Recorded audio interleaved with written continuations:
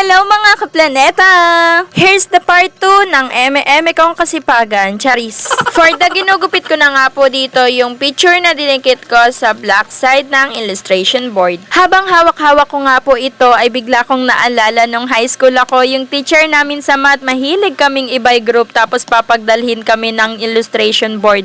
Tapos paunahan makataas ng sagot sa find the value of x. Aww! Palagi nga pong talo yung team namin kasi bukod sa mahihina kami sa math ay wala rin naman talagang value yung mga ex namin. Charot! Baka mapanood. So going back, ito nga po at ididikit na natin lahat ng picture na nagawa natin dito sa ating dingding.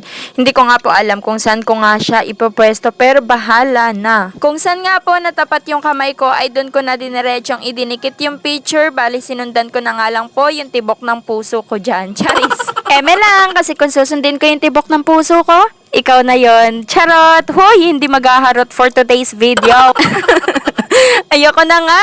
Kinikilig ako sa sarili kong kalokohan. O siya, patapos na to at feeling ko ay okay na rin naman na yan. At ayan, naglettering na rin ako ng Veng sa gilid ng salamin namin. At ayan, for the go. Ang ganda na ng station ko. Lalo na akong ganado magtrabaho neto. Kaya yun lang mga kaplaneta. Thank you for watching.